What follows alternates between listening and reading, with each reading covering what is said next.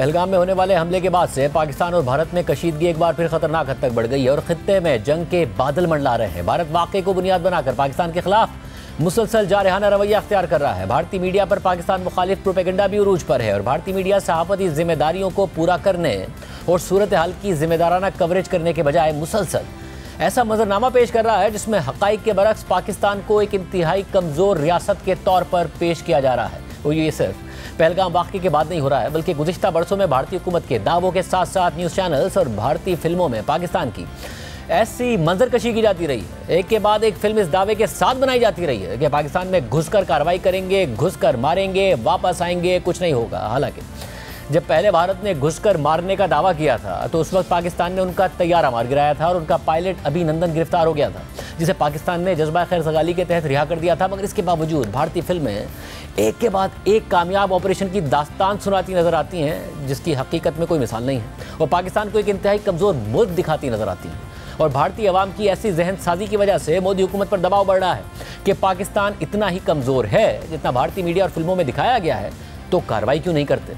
इस वक्त मोदी हुकूमत खुद भी पाकिस्तान के खिलाफ नफरत अंगेजी और प्रोपेगेंडा के आगे जवाबदेह बन गई है, जिसका कई सालों से प्रचार किया गया है। लेकिन पाकिस्तानी मीडिया बिलुमूम और ये प्रोग्राम खास तौर पर अपने प्लेटफॉर्म से पाकिस्तान की रियासत और मुआशरे की खराबियों को हाईलाइट करता रहा है। जहाँ गलतियाँ हैं उनकी निशानदेही की जाती रही है। मुख्तलिफ वाक़यात में सिक्योरिटी और इंटेलिजेंस फेलियर के साथ साथ इंतहा पसंदी पर सवालात उठाए जाते रहे हैं, जबकि पहलगाम में होने वाले इस वाक़े के बाद सामने आने वाले भारत के जारहाना रवैये के जवाब में भी पाकिस्तान की रियासत, मीडिया और मजमूई तौर पर पाकिस्तानी मुआशरे का रद्द अमल इंतहाई मजबूत रहा है। पाकिस्तान ने न सिर्फ पहलगाम वाक़े की खुलकर मजम्मत की, बल्कि वाक़े पर आज़ादाना और गैर जानिबदाराना तहकीकात की पेशकश भी कर दी। इसी तरह पाकिस्तान में आम लोगों, मीडिया और रियासत समेत किसी ने भी इस वाक़े को ना ही ग्लोरीफाई करने की कोशिश की और ना ही किसी ने इस वाक़े पर कोई जश्न मनाया। पाकिस्तानी मीडिया ने इस पूरी सूरत हाल में अपनी सहाफ़ती जिम्मेदारी को पूरा करते हुए जंग के बजाय मुसलसल अमन का पैगाम पहुंचाया और भारतीय मीडिया की तरह यहाँ कोई जिंगोइज़म नहीं हुआ।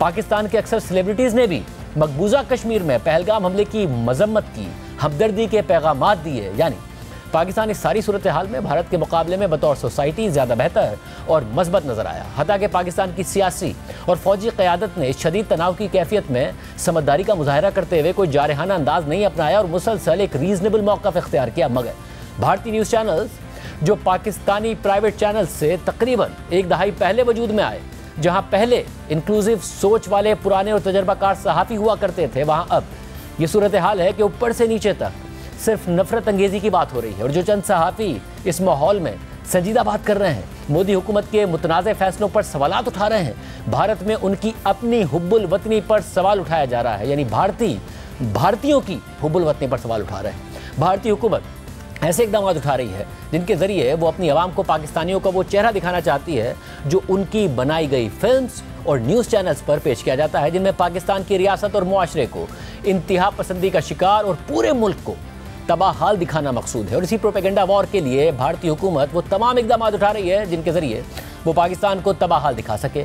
और इसी मकसद से मोदी हुकूमत ने भारत में वो पाकिस्तानी ड्रामे भी बंद कर दिए हैं जिनकी भारत में बहुत बड़ी मार्केट थी और भारतीय शहरी ये देख सकते थे कि इन ड्रामों में पाकिस्तान एक नॉर्मल डेवलपिंग मुल्क के तौर पर नज़र आता है, जहां पाकिस्तानी मर्द और ख़वातीन बाकी दुनिया की तरह एक नॉर्मल ज़िंदगी गुजार रहे हैं, अपने रोज़मर्रा के काम कर रहे होते हैं। और सबसे अहम बात यह है कि इन ड्रामों के ज़रिए भारत के लोग हिंदुत्व नज़रिए के बरक्स ये देख सकते हैं कि हमारी ज़बान एक जैसी है, हमारा कल्चर एक जैसा है, मुआशरती रख रखाव एक जैसा है, रिश्ते और बाहमी ताल्लुक़ यहाँ तक के शादी ब्याह के त्यौहार तक एक जैसे हैं। और इनके ज़रिए पाकिस्तान और पाकिस्तानियों के बारे में मोदी हुकूमत का किया गया एक तरफा और झूठा प्रोपेगेंडा ज़ाइल हो जाता है। और यही वजह है कि पाकिस्तानी ड्रामों के साथ साथ भारत ने पाकिस्तानी सेलिब्रिटीज़ के सोशल मीडिया अकाउंट्स पर भी पाबंदी लगा दी है, जिनमें से अक्सर पहलगाम वाक़े की मजम्मत भी कर चुके हैं। जिन सेलिब्रिटीज़ के सोशल मीडिया अकाउंट्स ब्लॉक किए गए हैं उनमें माहिरा खान, हानिया आमिर, सनम सईद, सज्जल अली, इकरा अजीज़ और बिलाल अब्बास जैसे बड़े नाम शामिल हैं। ये सेलिब्रिटीज़ कोई नफरत अंगेजी नहीं करते, बल्कि इंस्टाग्राम पर ना सिर्फ अपनी बल्कि पाकिस्तानियों की रोज़मर्रा की ज़िंदगी और हालात दिखाकर मोदी हुकूमत के प्रोपेगेंडे को एक्सपोज करने में अहम किरदार अदा करते हैं। और आज तो बाबर आज़म, शाहिद आफरीदी, फवाद खान और आतिफ असलम के अकाउंट्स पर पाबंदी की खबरें खुद भारतीय मीडिया फ़ख्र से नशर कर रहा है। हालांकि आम पाकिस्तानियों की ज़िंदगी में भी भारत का किरदार इंतहाई कम है। अब ये सवाल उठा रही है कि इंस्टाग्राम हो, यूट्यूब हो, ये कंपनियां भी जवाबदेह हैं कि क्या ऐसी खिलाफ वर्जी कर रहे थे ये सेलिब्रिटीज़ कि जिसकी वजह से भारतीय हुकूमत के मुतालबे पर अमल किया गया और इनके अकाउंट्स को बैन कर दिया गया। ये कंपनीज बात करती हैं आज़ादी इज़हार राय की और भारत के आगे घुटने टेक देती हैं।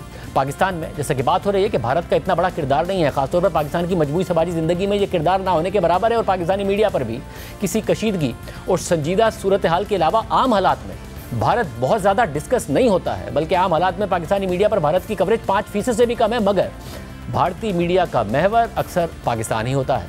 भारत की हालिया इंसेनिटी इस हद तक बढ़ गई है कि उसने इलाज की गर्ज से भारत में मौजूद पाकिस्तानी मरीजों तक को बेदखल कर दिया है, जिनमें दिल के मर्ज में मुब्तला 10 साल से कम उम्र 2 बच्चे मनसा और अब्दुल्ला भी शामिल हैं, जो 21 अप्रैल को दिल के ऑपरेशन के लिए भारत पहुंचे थे। इससे पहले भारत ने बगैर किसी ठोस सबूत के सख्त इकदाम उठाए और आलमी बैंक की सालिसी में होने वाले 65 साल पुराने सिंतास माहदे को भी मुअत्तल कर दिया। और अब भारतीय मीडिया दावा कर रहा है कि भारत पाकिस्तान के लिए IMF प्रोग्राम की मुअत्तली और पाकिस्तान को वापस FATF की ग्रे लिस्ट में डलवाने की कोशिशें करेगा।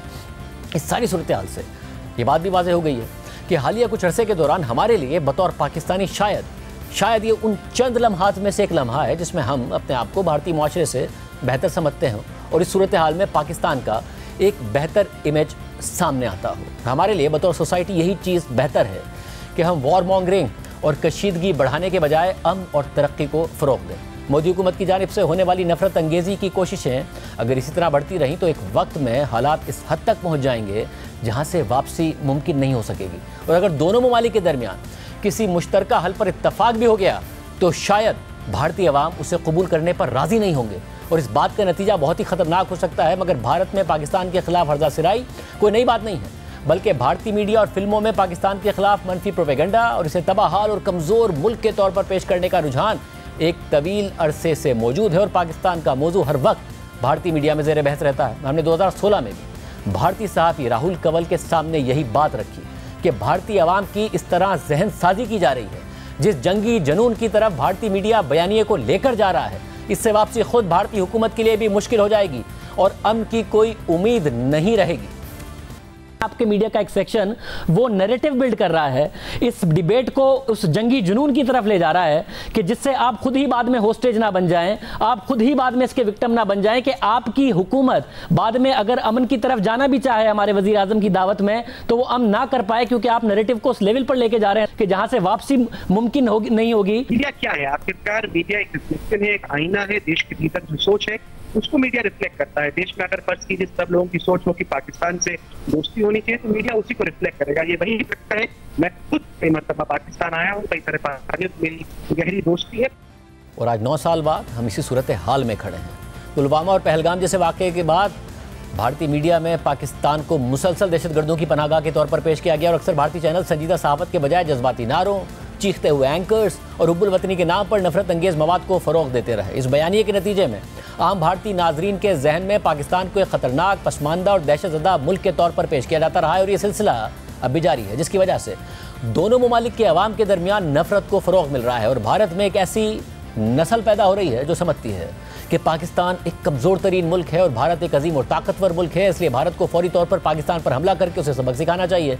इस सारी सूरत हाल में भारत के अपने अंदर से ये सवालात उठ रहे हैं कि अगर वाकई पाकिस्तान इस कदर कमज़ोर है तो आप हमला क्यों नहीं करते, फौरी तौर पर क्यों नहीं करते, समंदर से क्यों नहीं करते, हवा से क्यों नहीं करते, ज़मीन से क्यों नहीं करते। और यही वजह है कि भारतीय वज़ीर आज़म नरेंद्र मोदी पर भी दबाव बढ़ रहा है, मगर माजी करीब के हक़ाइक़ भारतीय न्यूज़ मीडिया, बॉलीवुड के दावों और बीजेपी के दावों के बरक्स हैं। क्योंकि 2019 में पुलवामा हमले के बाद भी भारत के अंदर से इसी तरह के हॉकिश बयानात सामने आए और मोदी हुकूमत ने बालाकोट में दहशतगर्दों के खिलाफ नाम निहाद सर्जिकल स्ट्राइक्स का दावा कर दिया। फिर इसके बाद पाक फ़िज़ाइया ने एक भारतीय जहाज़ मार गिराया था और उसके पायलट अभिनंदन को गिरफ्तार कर लिया था, जिसे बाद में जज्बा खैर सगाली के तहत रिहा कर दिया गया। मगर इसी पायलट को भारतीय मीडिया एक कामयाब हीरो के तौर पर पेश करता है। भारत अपनी फिल्मों और मीडिया के जरिए से नाम निहाद सर्जिकल स्ट्राइक्स को बढ़ा चढ़ाकर पेश करता है और हालिया कुछ अरसे में ऐसी फिल्मों की तादाद में इजाफा सामने आया है। जैसे 2024 में भारत में फाइटर के नाम से एक प्रोपेगेंडा फिल्म बनाई गई।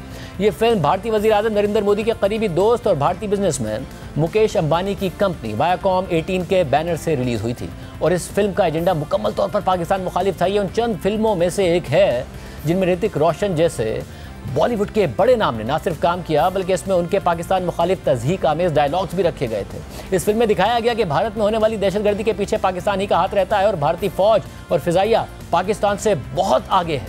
ऋतिक रोशन के अलावा बॉलीवुड स्टार दीपिका पादुकोण भी इस फिल्म की कास्ट में शामिल थी, जिनकी अपनी फिल्में माजी में हिंदू इंतहा पसंदी का निशाना बन चुकी हैं। इसी तरह मुकेश अंबानी के ही प्रोडक्शन हाउस जियो स्टूडियोज के बैनर से बनाई जाने वाली 2025 की फिल्म द डिप्लोमेट में पाकिस्तान को एक ऐसा मुल्क दिखाया गया जहां आम लोग क्लाशनकोव जैसे हथियारों से लैस होकर जगह जगह घूम रहे होते हैं। 2025 में मुकेश अंबानी के जियो स्टूडियोज के बैनर से ही बनने वाली एक और फिल्म स्काई फोर्स में भी पाकिस्तान मुखालिफ प्रोपेगेंडा किया गया। फिल्म में भारतीय एयरफोर्स को पाक फिजाइया के मुकाबले में बेहतरीन एयरफोर्स के तौर पर पेश किया गया। 1971 की पाक भारत जंग के पस मंजर में बनाई गई इस फिल्म में पाक फिजाइयों को जंगी जारियत करते हुए दिखाया गया और फिल्म की इब्तिदा में ऐसे मनाजिर दिखाए गए कि पाकिस्तान के एयरफोर्स ने भारतीय एयर बेसिस पर गैर एलानिया हमला कर दिया।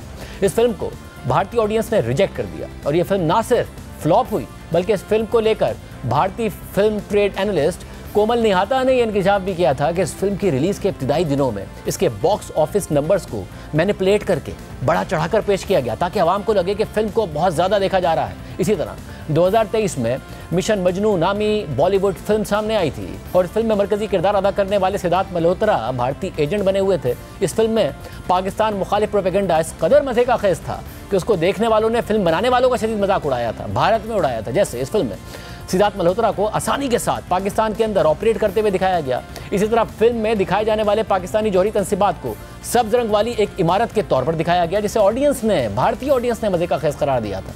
ये चंद फिल्म्स तो गुज़िश्ता 2 सालों के दौरान सामने आई हैं, मगर गुज़िश्ता 10 सालों के दौरान भारत में इन्हीं मौज़ूआत पर फिल्में बन रही हैं और पाकिस्तान मुखालिफ ऐसी फिल्मों की तादाद में इजाफा देखा गया और कुछ ऐसी फिल्में बनाई गई हैं जो नरेंद्र मोदी के मुतनाज़ हुकूमती इक़दामात की तौसीक करती हैं और कुछ फिल्मों में बराह रास्त मुसलमानों को निशाना बनाया गया है। अहम बात यह है कि पाकिस्तान मुखालिफ फिल्में बॉलीवुड में पहले भी बना करती थी, लेकिन मोदी हुकूमत में पहली बार भारत में बसने वाले मुसलमानों तक को निशाना बनाया गया। ऐसी फिल्मों में आर्टिकल 370 के अलावा Kashmir Files, the Kerala Story सरफहरिस्त हैं और इससे भी अहम बात यह है कि ऐसी प्रोपेगेंडा फिल्मों की बाकायदा हुकूमती सतह पर तशहीर की गई। मुसलमानों को निशाना बनाती propaganda film the Kerala story का जब ट्रेलर रिलीज हुआ तो इसमें दावा किया गया कि यह फिल्म उन 32,000 केरला से ताल्लुक़ रखने वाली ख़वातीन की कहानी है जो मजहब तब्दील करके दाइश के लिए काम करते हुए पकड़ियाँ मारी गई थी। मगर हकीकत में केरला से ताल्लुक़ रखने वाली सिर्फ 3 ख़वातीन का इस हवाले से किरदार सामने आया था, लेकिन इस फिल्म में इस आदाद शुमार को 3 से बढ़ाकर 32,000 कर दिया गया और इसके इर्द गिर्द इतना बड़ा तनाज़ा खड़ा हो गया कि मगरबी बंगाल रियासत ने केरला स्टोरी को दिखाए जाने पर पाबंदी लगा दी थी और ये मामला भारतीय सुप्रीम कोर्ट तक पहुंच गया था और भारतीय सुप्रीम कोर्ट ने फिल्म के प्रोड्यूसर को इस शर्त पर फिल्म की नुमाइश की इजाज़त दी थी कि वो फिल्म से पहले ये डिस्क्लेमर दें कि उनके पास 32,000 ख़वातीन के इस्लाम कबूल करने और दाइश में शामिल होने के हवाले से कोई मुसद्दिका मालूमात नहीं है और ये एक फिक्शनल फिल्म है। मगर इसके बावजूद केरला स्टोरी फिल्म की तशहीर भी खुद भारतीय वज़ीर आज़म नरेंद्र मोदी ने की और अपनी इंतखाबी तकरीर में की।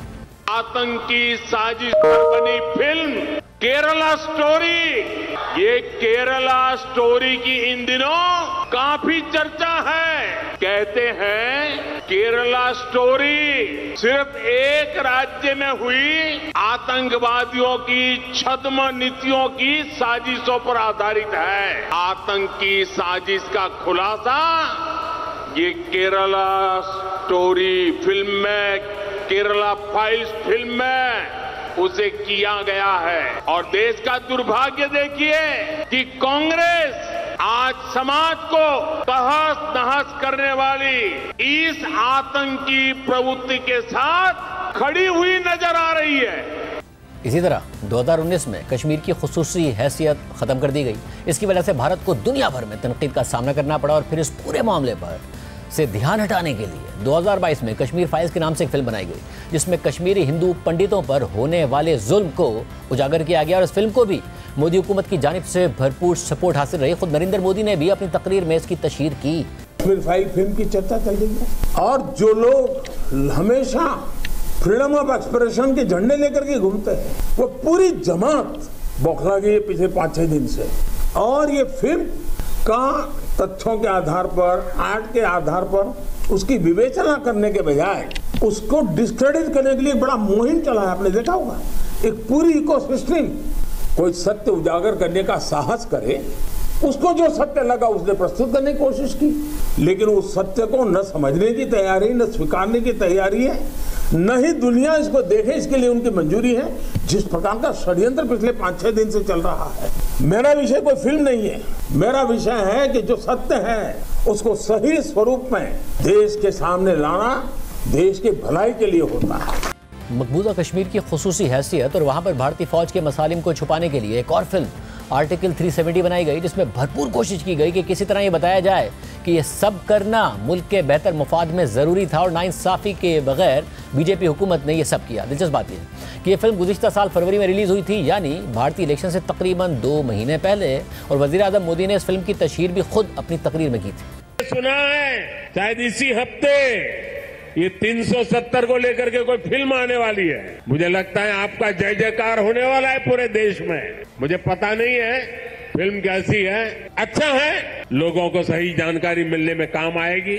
साथियों, ये 370 की ताकत देखिए। 370 जाने के कारण आज मैंने हिम्मत के साथ देशवासियों को कहा है कि अगले चुनाव में भाजपा को 370 दीजिए और एनडीए को 400 पार कर दीजिए।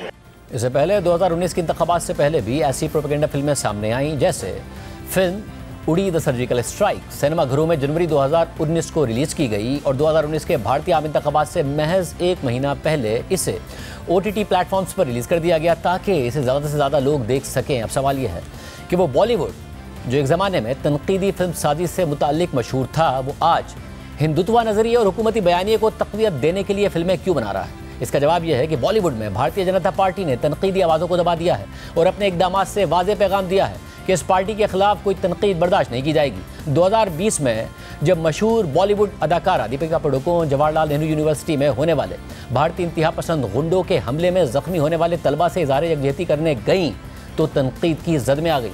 उन्हें सोशल मीडिया पर ट्रोल किया गया, उनकी हुब्बुल वतनी पर सवाल उठाया गया। इसी तरह मारूफ अदाकार नसीरुद्दीन शाह ने जब मुतनाज़ शहरियत बिल पर खुलकर बात की और भारतीय वज़ीर आज़म नरेंद्र मोदी को मुखातिब करके तनकीद की और शदीद गुस्से का इज़हार किया, तो फिर उन्हें भी बीजेपी के सपोर्टर्स ने टारगेट किया। और उन्होंने एक इंटरव्यू में कहा था कि मैंने यहाँ अपनी ज़िंदगी के 70 साल गुजारे हैं, मुल्क के लिए खिदमत दी हैं, अगर ये मेरी भारतीय शहरियत साबित नहीं कर सकता तो फिर क्या कर सकता है। I've lived 70 years of my life here. I have served the country in whatever little way I could in the fields of education or in the environmental issues or social issues. If that does not prove my Indianness, then what does? And I don't have a birth certificate. I don't think I can produce one. I don't think many people can. I don't think many people can. So does that mean that we are all going to be excluded? And I do not need any reassurances that Muslims do not need to worry. I'm not worried. If living 70 years here and doing whatever I could does not prove me to be an Indian, I don't know what does. I'm not afraid. I'm not anxious. I am angry that such a law has been imposed on us. इससे पहले भी कुछ आवाज़ें उठी जिन पर तनकीद करके, धमकियां देकर, उनकी हुब्बुल वतनी पर सवाल उठाकर उन्हें खामोश करा दिया गया और फिर एक एक करके सब खामोश होते गए। माजी में अदाकार आमिर खान ने भी भारत में बढ़ती हुई दमबर्दाश्त पर बात की थी। Maybe 6 months, 8 months, there has been a growing sense of despondency, I would say. I mean, when I sit at home and talk to Kiran, you know, Kiran and I have lived all our lives in India. For the first time, Kiran says, should we move out of India? Now, that's a disastrous and very big statement for Kiran to make to me. She fears for her child, she fears for, you know, what the atmosphere around us will be. She feels scared to open the newspapers every day. So that does indicate that there is a sense of growing disquiet. फिर आमिर खान के खिलाफ भरपूर campaign चलाई गई, तनकीद की गई, वो खामोश हो गए। इसके अलावा बॉलीवुड स्टार सलमान खान ने अमन की बात की। जब भारत में पाकिस्तानी फनकारों को बुलाने पर तनकीद हुई, पाबंदियां लगाई गईं और इंतहा पसंदों ने शोर मचाया, तो सलमान खान ने कहा कि फनकार वीज़ा लेकर आते हैं, वो दहशतगर्द नहीं होते। कुछ कलाकारों के भी बॉम्बे में कई कोर्ट्स आए थे कि जो पाकिस्तान के कलाकार हैं उन्हें वापस जाना चाहिए। कुछ पर्टिकुलर वो कलाकार है, ये दो अलग अलग सब्जेक्ट्स हैं। वो टेररिस्ट थे, ये कलाकार है। आप क्या मानती हैं कि कलाकार टेररिस्ट है? वीजा लेके आते, कौन देता उनको वीजा? हमारी गवर्नमेंट देती है वीजा, वर्क परमिट हमारी गवर्नमेंट देती है। ये था सलमान खान का मौक़िफ़, मगर फिर उन पर दबाव बढ़ा। पुलवामा हमले के बाद सलमान खान के प्रोडक्शन हाउस के तहत बनने वाली फिल्म नोटबुक के लिए आतिफ असलम को गाने से रोक दिया गया और फिर सलमान खान भी खामोश करा दिए गए। इसी तरह माजी में करण जौहर का भी यही मौक़िफ़ रहा कि फ़नकारों को काम की आज़ादी होनी चाहिए। I don't think that's a solution. I really don't believe it's a solution. I believe there are larger forces that have to kind of come together to sort situations out, and this cannot be banning talent or art or the arts. It's not, according to me, a solution. But and you don't agree with the call for a cultural boycott of Pakistani artists? Well, you don't think it solves the issue of terrorism? I don't think it's going to solve. Agreeing or disagreeing is not the stand I'd like to take. I don't think, is that the solution? I ask anybody, I ask you that. I don't think it is. और फिर करण जौहर ने अपनी film ए दिल है मुश्किल में पाकिस्तानी अदाकार फवाद खान को कास्ट किया, लेकिन उड़ी हमले के बाद पाक भारत कशीदगी की वजह से उन पर दबाव पड़ा, तनकीद हुई, तो उन्हें अपने माजी के मौक़िफ़ से पीछे हटना पड़ा और फिल्म में फवाद खान के सीन्स को एडिट तक करना पड़ा और आइंदा किसी पाकिस्तानी फ़नकार को अपनी फिल्म में कास्ट ना करने का वादा भी करना पड़ा। बॉलीवुड स्टार शाहरुख खान को भी तनकीद का निशाना बनाया गया, तो उन्होंने मौक़िफ़ इख्तियार किया था कि वो फ़नकार हैं और इससे फ़र्क नहीं पड़ना चाहिए कि उनका ताल्लुक़ कहाँ से। कैसा वोट बैंक है यार, ये नॉनसेंस है। पढ़े लिखे हो जाओ, आगे बढ़ो। और रिलीजन मतलब जेन्युइनली किसको किस आपके नेबर है, मैं आपके साथ बैठ के, आप हिंदू हैं, मुसलमान हैं, आप मुंबई से हैं, मैं दिल्ली से, क्या फर्क पड़ता है यार। आपके पिताजी पाकिस्तान से आए। हाँ, मतलब ये इसमें कोई मिसाल नहीं होनी चाहिए, नॉर्मल होना चाहिए। हम देशवासी हैं सबके सब, सबने एक दूसरे शादी की, प्यार किया, मोहब्बत की, कोई फर्क नहीं पड़ता। और फिर शाहरुख खान को भी नहीं बख्शा गया, उनकी हुबुल वतनी पर सवालात उठाए गए, जिसके बाद वो भी खामोश हो गए। एक एक करके तमाम फिल्मी सितारे खामोश हो गए। दीगर तबकों की तरह उन्होंने कॉम्प्रोमाइज़ कर लिया। ऐसा माहौल बनाया गया जिसमें जंग की बातें करने वालों की हौसला अफजाई होने लगी और अमन की बातें करने वालों को खामोश कराया जाने लगा। इख्तिलाफ राय को दबाया गया, जिस किसी ने भी इख्तिलाफ किया उसे गद्दार करार दिया गया, जिसने सच बोला उसे मुल्क दुश्मन करार दे दिया गया। भारत में हुबुल वतनी की एक नई तारीफ ने जन्म ले लिया जिसमें सच की गुंजाइश नहीं है। और अब इसी माहौल में भारत में पाकिस्तान के साथ एक और जंग के लिए माहौल बनाया जा रहा है। और अब पहलगाम वाक़े के बाद फवाद खान की भारतीय फिल्म अबीर गुलाल की रिलीज़ भी खतरे में पड़ गई है। फिल्म अबीर गुलाल की रिलीज़ हिंदू इंतहा पसंदों की जानिब से शुरू से ही तनाज़े का शिकार रही, लेकिन इस सब के बावजूद फिल्म का टीज़र गाना भी रिलीज़ किया गया। ताहम अब पहलगाम वाक़े के बाद Indian film and television directors association के सदर अशोक पंडित ने फिल्म की रिलीज़ की मुखालफत करते हुए कह दिया है कि फ़नकारों को पहले कौम का सोचना चाहिए। इसके अलावा federation of western India cinema employees के सदर BN तिवारी ने भी सख्त मौक़िफ़ इख्तियार करते हुए कहा है कि हम फिल्म अबीर गुलाल को भारत में रिलीज़ नहीं होने देंगे और अगर फिल्म रिलीज़ की गई तो फिल्म बनाने वालों के ख़िलाफ़ कार्रवाई भी की जाएगी। इस सब में हमारी रियासत और मुआशरे के लिए भी सबक है कि हमें उनकी तरह नहीं बनना है। मीडिया को तनकीदी सवालात उठाते रहना चाहिए और हुकूमती माउथपीस बनकर मुआशरे में नफरत अंगेज़ी और जंगी जज्बात को हवा नहीं देनी चाहिए। खेल और आर्ट में सियासत को शामिल नहीं करना चाहिए। पाकिस्तान को अपने दिफा में मजबूत होना चाहिए और उसे दुनिया को ये बताना चाहिए कि वो अपने ऊपर होने वाले हर हमले का भरपूर जवाब दे सकता है, मगर हमें जिंगोइज़म और वॉर मॉन्गरिंग का जवाब अमन के पैगाम के साथ देना चाहिए। वरना मुआशरे अगर इंतहा पसंदी का शिकार हो जाए, जो कि भारत में नज़र आता है, तो लोग उन जंगों में अपनी फतह देखते हैं जिनमें सिर्फ इंसानियत को शिकस्त होती है।